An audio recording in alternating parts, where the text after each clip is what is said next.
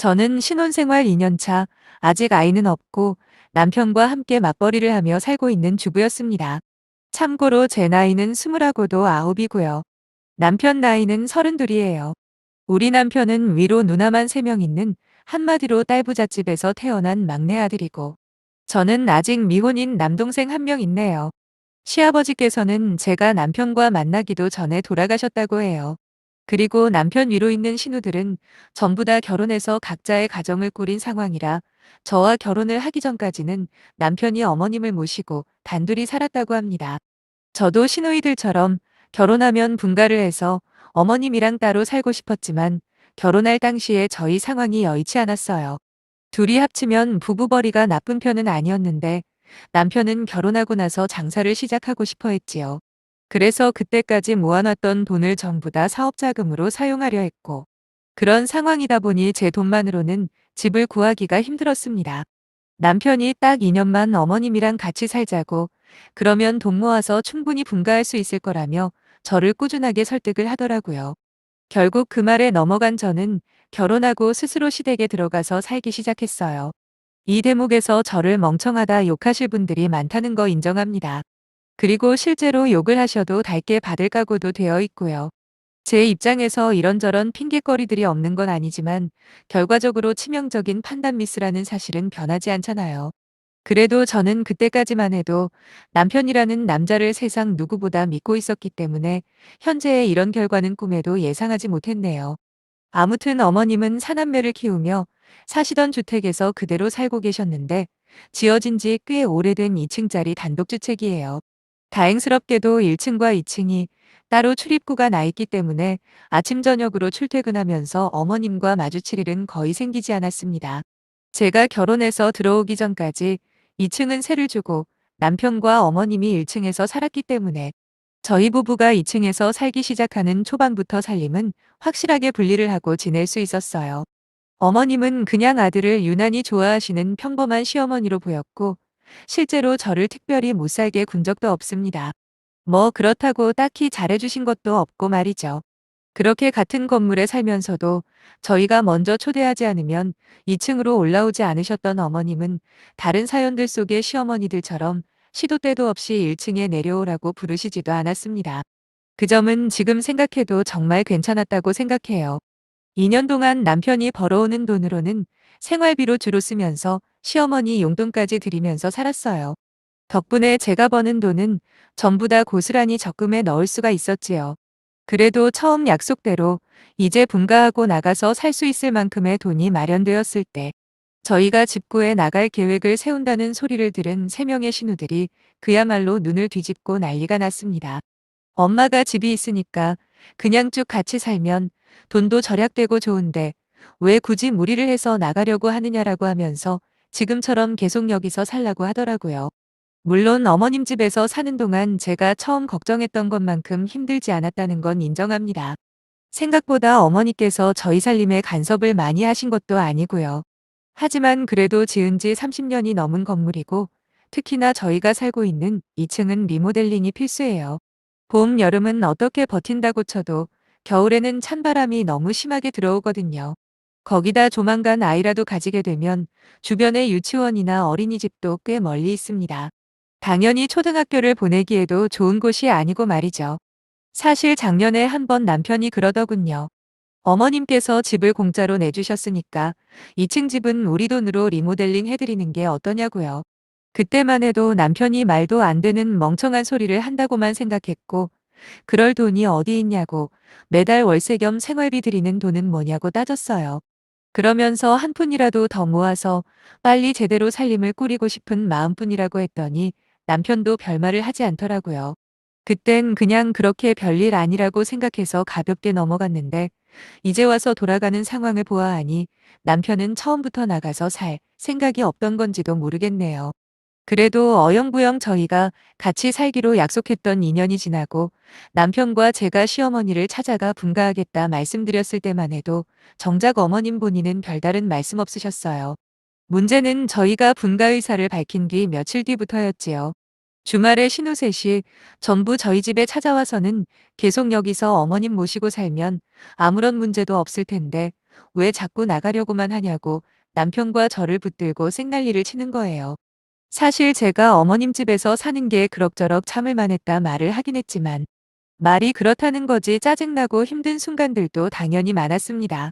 특히나 제가 이 집 살면서 가장 싫었던 것은 명절과 시어머니 생신 같은 기념일마다 신우들이 죄다 집으로 찾아오는 거였어요. 그 때문에 저는 친정도 잘못 가고 손님 맞이를 해야만 했지요. 신우들 셋이 가족들 줄줄이 다 데려오고 거기다 남편이 이모님네까지 찾아오면 집에 사람이 거의 30명 가까이 들어차는데 얼마나 정신없는지 모릅니다. 어머님이야 힘들면 올라가서 쉬라고 하시긴 하는데 바로 위층 살면서 어떻게 모른 척 할 수가 있겠어요. 그냥 팔자다 생각하고 견뎠지요. 애들까지 포함해서 30명이 먹는 음식 준비하는 것만 해도 완전히 노가다가 따로 없습니다. 설거지도 기본 2시간이고 추석 때 전만 반나절을 붙였다니까요. 게다가 또 하나 저를 스트레스 받게 했던 건 바로 김장이었어요. 시어머니께서 겨울마다 신우들 것까지 전부 다 김장을 하시는데 제가 결혼하고 이 집에서 지내면서 3번의 김장을 하는 동안 신우 중에 누구 하나 와서 도와주는 사람 있었는 줄 아세요? 그 와중에 어머님께는 저한테 직접적으로 내려와서 도와달라 하지는 않으셨지만 제가 지나가는 말로라도 내려갈까요 하고 물어보면 마치 당연하다는 듯이 제가 낄 고무장갑부터 준비해 놓으세요. 괜히 저 혼자 오지랖을 부렸다고 뭐라 하실 수도 있겠지만 그래도 1층 마당에 절인 배추가 산더미같이 쌓여 있는데 2층에 있는 제가 그걸 어떻게 모른 척할 수 있겠습니까? 주말도 반납하고 어머님이랑 낑낑대고 김치 담아서 통에 나눠 놓으면 신우들은 나중에 몸만 와서 김장김치만 쏙 가져가더라고요. 나도 주말 내내 허리가 부러져라 일을 했는데 하다못해 약값이나 파스값이라도 주고 가야 하지 않나. 뭐 그런 서운한 마음도 들었지요. 실제로 작년 김장 때는 힘들어도 너무 힘들어서 남편과 대판 싸운 적도 있습니다.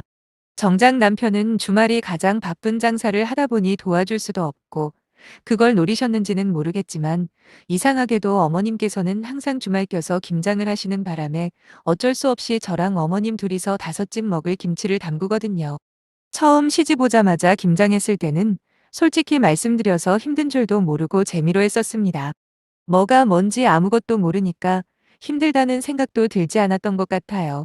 하지만 작년 김장 때는 상황이 완전히 달랐죠. 주말 이틀 내내 김장하느라 허리를 못 폈더니 월요일에 출근도 못하고 병가까지 내서 쉬었다니까요.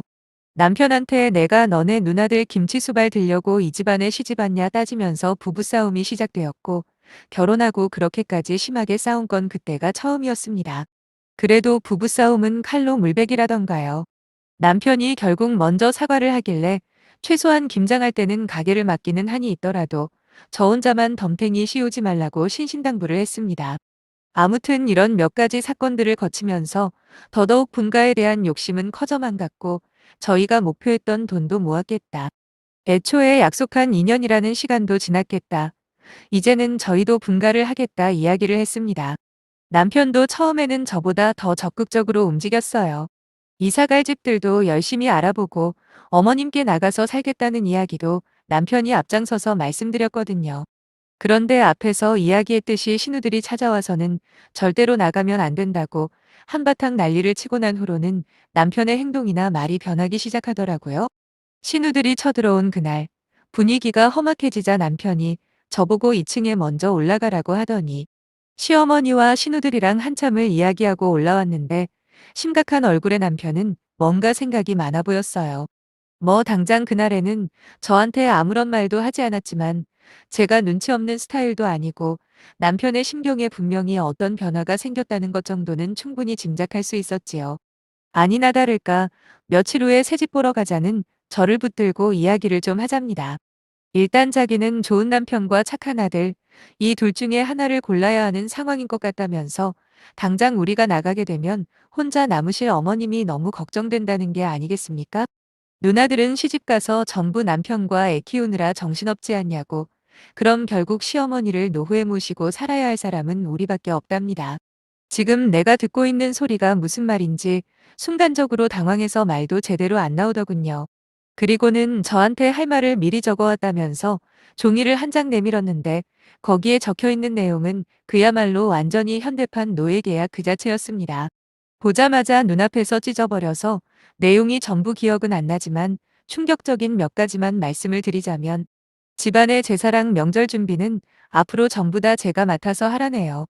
지금까지는 어머님이 대부분 준비하셨고 저도 미리 가서 도와주거나 시키는 일 하는 정도였는데 앞으로는 남편이 집안의 장남이고 제가 맏며느리니까 그 역할을 제대로 해달래요. 김장도 신우들은 다들 본인 시댁 김장 도와드리러 가야 한다면서 이제부터 어머님이랑 제가 알아서 하랍니다. 신우들은 자기 시댁에서 김장은 하면서도 정작 김치는 안 가져다 먹나 봐요. 그렇지 않고서야 올 때마다 전쟁 나가는 사람처럼 김치를 몇 통씩 가져갈 리가 없지 않습니까? 그리고 나중에 집안 재산 분할에 대해서도 저는 전혀 발언권도 없고 신경 쓸 필요도 없으며 앞으로 버는 돈은 관리도 각자 하고 생활비 역시 반반씩 내고 살자네요. 그 생활비 중에는 우리가 먹고 쓰는 것뿐만 아니라 1층에 사시는 시어머니 생활비도 포함입니다. 남편이 이번에 신우들에게 아주 제대로 세뇌를 당한 것 같았어요. 저는 당연히 이런 허무맹랑한 계약서에 동의할 수도 없고 이런 취급당하면서 살고 싶은 생각은 하나도 없었습니다. 남편은 자기 믿고 2년 동안 따라왔으면 앞으로도 그냥 믿고 시키는 대로 하고 살면 된다는데 요즘 어떤 여자가 그따위 사탕발림에 속아 넘어가겠어요? 지금이야 시어머니 건강하셔서 그나마 신경 쓸 게 별로 없다지만 나중에 아프기라도 하면 그 병수발도 전부 저를 시킬 게 뻔한 상황 아닙니까? 괜히 자기들은 골치 아픈 일 맡기 싫으니까 멍청한 남편한테 헛바람 넣어서 저희 부부한테 시어머니를 떠넘기려는 수작질이 확실했지요. 저는 그냥 이럴 거면 이혼하고 그만 살자고 이야기했어요. 제 입에서 설마 먼저 이혼 이야기가 나올 줄은 예상 못했는지 남편은 엄청 당황하더라고요. 아니 멍청해도 정도가 있는 건데 나를 어떻게 보고 이딴 조건을 요구하는 건지 모르겠어요. 다행인지 불행인지 제가 결혼을 일찍 하는 바람에 아직도 20대거든요. 실제로 친구들 중에 결혼한 사람은 저밖에 없고 다들 즐겁게 젊음을 즐기며 살고 있습니다. 제 나이 또래 친구들이나 지인들이 술 마시고 남자들이랑 노는 사진들을 보면서 나는 그래도 얘들보다 일찍 결혼해서 안정적인 생활을 하고 있다고 스스로를 속이면서 지내왔는데 이제는 제가 틀렸다는 걸 인정해야겠더군요. 한 가지 다행인 건 그동안 생활하면서 제가 버는 돈은 진짜 열심히 통장에 모아놨다는 점이었지요. 남편한테는 그냥 너네 누나들이나 엄마 비위 잘 맞추고 살 수 있는 참한 여자 다시 찾아보라고 선언하고 그 길로 짐 싸서 친정으로 돌아왔어요. 작년에 김장 끝나고 남편과 대판 싸웠을 때만 해도 이혼하겠다는 저를 설득하고 말렸던 친정엄마도 이번에는 저보다 더 열을 내시며 당장이라도 갈라서라 성하시더라고요. 남편한테 제가 혼수할 때 사용했던 돈만 도로 내놓으라고 했습니다. 적금은 어차피 각자 명의로 들고 있었으니까 재산 분할이고 자시고 할 것도 없었고요. 중간에 첫째 신우가 전화해서는 저보고 너무 당돌하다면서 이게 어디 이혼까지 들먹일 일이냐 따지는 겁니다. 며느리가 돼서 시어머니를 모시는 게 어찌 보면 너무 상식적인 일인데 저보고 어쩜 그렇게 기본적인 도리도 못 챙기냐는 식으로 비난하길래 그 자라에서 받아쳐줬어요. 그러는 당신은 시부모 모시냐고 말이죠. 제가 알기로는 첫째 신우 역시 시어머니가 한 분 계시거든요. 거기다 연세도 저희 시어머니보다 훨씬 많으시고 건강도 안 좋으신 걸로 알아요. 결정적으로 첫째 시매부가 외아들인데도 불구하고 자기는 죽어도 홀시모 못 모시겠다며 한바탕 이혼 아내만에 할 정도로 난리를 피웠던 걸로 기억하는데 이거야말로 진짜 내로남불의 끝판왕 아닙니까? 너무 어이가 없어서 신우한테 제가 그랬어요. 당신도 시모 안 모시고 살면서 왜 나한테는 니네 엄마 모시고 사는 게 당연한 도리라고 말하냐고요. 진짜 쌍욕 나오기 전에 당장 전화 끊으라고 소리를 쳤더니 또 나이 어린 저한테 욕먹기는 싫었는지 황급하게 전화를 끊어버리더라고요. 아니 자기 인생이나 제대로 살면서 저런다면 또 모르겠어요. 얄밉기는 해도 제 입장에서 뭐라 반박할 말이 딱히 생각이 안 났겠죠. 하지만 말이랑 행동이랑 완전히 정반대로 놀고 있는 인간이 마치 선생님이라도 된 듯 저한테 잔소리를 늘어놓는 모습이 얼마나 한심하던지요. 아무튼 지금은 남편이랑 이혼 진행 중이에요. 끝까지 정신 빠진 남편은 자기 누나들 말만 듣다가 졸지에 이혼남 되게 생겨놓고도 뭐가 문제인지 깨닫지를 못하더군요. 그리고 둘째, 셋째 신우들한테까지 자꾸 전화와서 헛소리를 해대길래 통화 내용 전부 다 녹음해서 남편한테 보내줬습니다. 니네 누나들 관리 똑바로 못하면 나중에 큰 코 다칠 줄 알라며 돈 한 푼이라도 아끼려면 신우들 입단속 잘 시키라고 했지요. 실제로 그 후부터 시어머니든 시누이들이든 일체 연락 온 적은 없네요. 결혼하고 지금까지 2년이라는 시간 동안 그래도 나름 적당한 선을 지키면서 현명하게 살아왔다고 생각했는데 남편과 그쪽 식구들이 이런 딴 마음을 품고 있을 줄은 상상도 못했습니다. 어서 빨리 결론이 났으면 좋겠고 홀가분하게 내 인생만 바라보며 살고 싶은 마음뿐이네요.